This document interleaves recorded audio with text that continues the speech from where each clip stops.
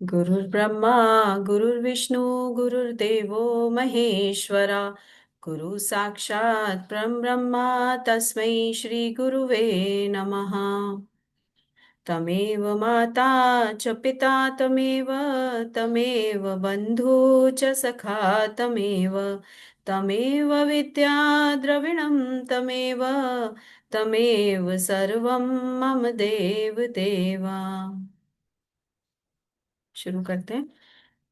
हे महेशानी, आप देवताओं के मनोरथ को पूर्ण कीजिए, जिससे हे शिवे सनत कुमार का कहा हुआ वचन सफल हो।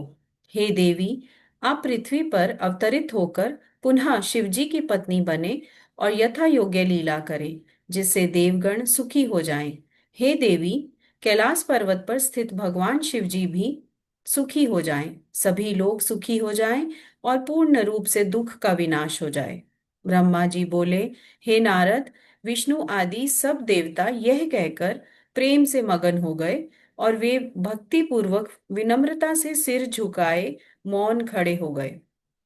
शिवा भी देवताओं की स्तुति सुनकर प्रसन्न हो गई।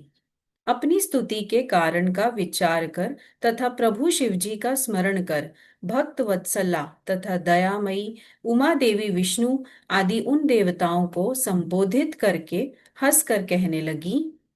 उमा बोली, हे अरे, हे विधे, हे देवताओं, हे मुनिगण, अब आप सभी लोग दुख रहित हो जाइए और मेरी बात सुनिए। मैं आप लोगों पर प्रसन्न हूँ, इसमें संदेह नहीं है। मेरा चरित्र त्रैलोक्य को सर्वत्र सुख प्रदान करने वाला है। दक्ष आदि को जो मोह उत्पन्न हुआ वह सब मेरे द्वारा ही किया गया था। मैं पृथ्वी पर पूर्ण अवतार ग्रहण करूंगी, इसमें संदेह नहीं है। इसमें बहुत से हेतु हैं, उन्हें मैं आदर पूर्वक कह रही हूँ।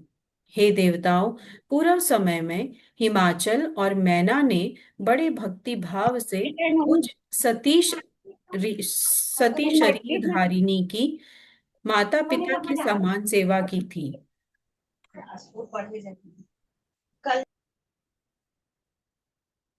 इस समय भी वे नित्य प्रति मेरी भक्ति पूर्वक सेवा कर रहे हैं और मैना विशेषकर अपनी पुत्री रूप में सेवा करती है, इसमें संदेह नहीं है।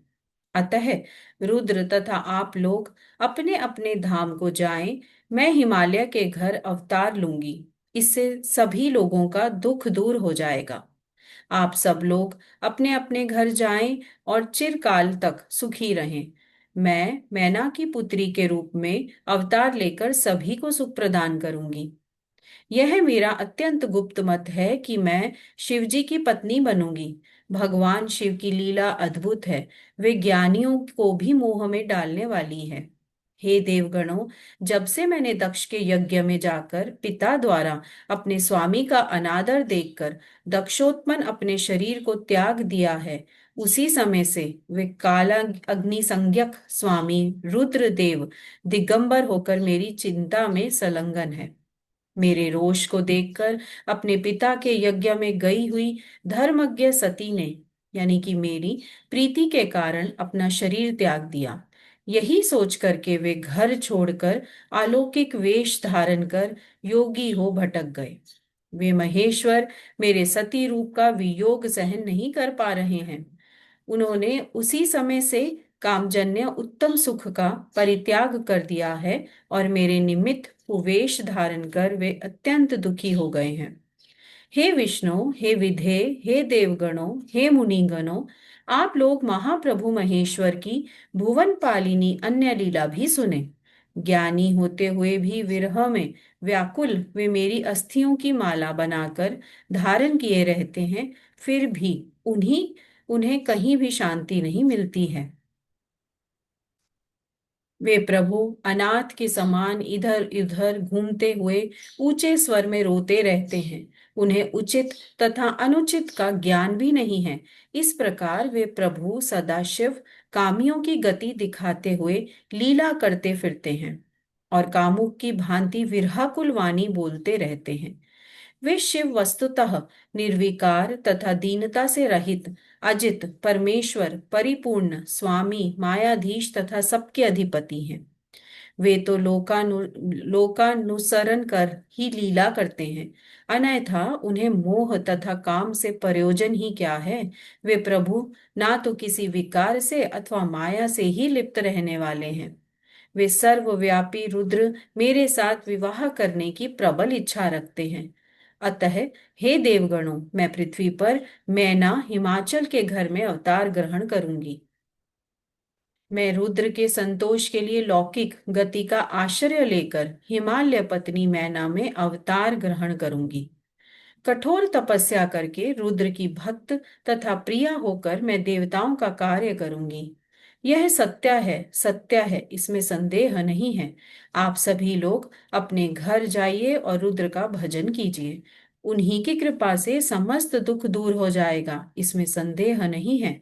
उन कृपालु की कृपा से सर्वदा मंगल ही होगा, और मैं उनकी प्रिया होने के कारण त्रिलोक में वंदनीय तथा पूजनीय हो जाऊंगी। ब्रह्मा जी बोले, हे तात, इस प्रकार कहकर वे जगदम्बा देवताओं के देखते देखते अंतर्ध्यान हो गई और शीघ्रता से अपने लोक को चली गई। तदंतर विष्णु आदि समस्त देवता और मुनिगण अत्यंत प्रसन्न होकर उस दिशा में प्रणाम कर अपने अपने स्थान को चले गए। हे मुनीश्वर, इस प्रकार मैंने दुर्गा के उत्तम चरित्र का आपसे वर्णन किया, जो सर्वदा मनुष्यों को सुख, भोग तथा मोक्ष देने वाला है। जो एकाग्र होकर इस चरित्र को नित्य सुनता अथवा सुनाता है, पढ़ता अथवा पढ़ाता है, वह सभी कामनाओं को प्राप्त कर लेता है। इस प्रकार श्री शिव महापुराण के अंतर्गत द्वितीय रुद्र संहिता के तृतीय पार्वती खंड में देव सांतवन वर्णन नामक चौथा अध्याय पूर्ण हुआ। अथ पंचमो अध्याय। मैना की तपस्या से प्रसन्न होकर देवी का उन्हें प्रत्यक्ष दर्शन देकर वरदान देना। मैना से मेनका का जन्म। नारद जी बोले, हे तात, जब देवी दुर्गा अंतर्ध्यान हो गई और देवगण अपने अपने धाम को चले गए, उसके बाद क्या हुआ। हे तात, मैना तथा हिमाचल ने किस प्रकार कठोर तप किया और भगवती किस प्रकार मैना के गर्भ से उत्पन्न होकर उन हिमाचल की कन्या हुई, उसे कहिए। ब्रह्मा जी बोले, हे विप्रवर्य, हे सुत श्रेष्ठ, मैं शिव जी को भक्ति पूर्वक प्रणाम कर उनके भक्ति वर्धक महान चरित्र को कह रहा हूँ। उपदेश देकर विष्णु आदि देव समुदाय के चले जाने पर पर्वतराज हिमालय तथा मेनका कठोर तप करने लगे। वे पति पत्नी भक्ति युक्त चित्त से दिन रात शंभु और शिवा का चिंतन करते हुए उनकी समय रीति से नित्य आराधना करने लगे। गिरि प्रिया वे मैना प्रसन्नता पूर्वक शिव जी के साथ देवी का पूजन करती थी और उन्हें प्रसन्न करने के लिए नित्य ब्राह्मणों को दान देती थी। संतान की कामना से मैना ने चैत्र मास से आरंभ करके 27 वर्षों तक प्रतिदिन तत्परता पूर्वक शिवा की पूजा की। वह अष्टमी को उपवास करके नवमी तिथि को लड्डू, पीठी, खीर, गंध, पुष्प आदि अर्पण करती थी। वे गंगा के औषधि प्रस्थ में उमा देवी की मिट्टी की प्रतिमा बनाकर अनेक प्रकार की वस्तुएं समर्पित कर उनकी पूजा किया करती थी। वे कभी निराहार रहती थी, कभी व्रत धारण करती थी, कभी जल पीकर ही रहती थी और कभी हवा पीकर ही रह जाती थी। इस प्रकार विशुद्ध तेज से दीप्तिमती मैना ने प्रेम पूर्वक शिवा में चित्त लगाते हुए 27 वर्ष व्यतीत किए। 27वें वर्ष की समाप्ति पर जगन्मयी जग जननी शंकर कामिनी उमा अत्यंत प्रसन्न हो गई। मैना की उत्तम भक्ति से संतुष्ट होकर परमेश्वरी देवी उन पर अनुग्रह करने के लिए उनके सामने प्रकट हुई। तेजो राशि के बीच में विराजमान तथा दिव्य अवयवों से संयुक्त उमा देवी प्रत्यक्ष होकर मैना से हंसते हुए कहने लगी। देवी बोली, हे महासाध्वी, जो तुम्हारे मन में हो वह वर मांगो। हे गिरि कामिनी, मैं तुम्हारी तपस्या से बहुत प्रसन्न हूँ। हे मैंने, तुमने तपस्या, व्रत और समाधि के द्वारा जो प्रार्थना की है वह सब मैं तुम्हें प्रदान करूंगी, और जब भी तुम्हारी जो इच्छा होगी वह भी दूंगी। तब उन मैना ने प्रत्यक्ष प्रकट हुई कालिका देवी को देखकर प्रणाम किया और ये वचन कहा। मैना बोली, हे देवी, इस समय मुझे आपके रूप का प्रत्यक्ष दर्शन हुआ है, अतः मैं आपकी स्तुति करना चाहती हूँ। हे कालिके, आप प्रसन्न हो। ब्रह्मा जी बोले, नारद, मैना के ऐसा कहने पर सर्वमोहिनी कालिका ने अत्यंत प्रसन्नचित्त होकर अपनी दोनों बाहों से मैना का आलिंगन कर किया। तत्पश्चात मेनका को महाज्ञान की प्राप्ति हो गई और वे प्रिय वचनों द्वारा भक्ति भाव से प्रत्यक्ष हुई शिवा कालिका की स्तुति करने लगी। आज हम यही विराम करते हैं।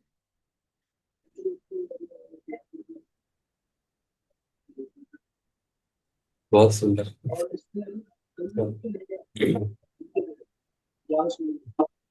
रिकॉर्डिंग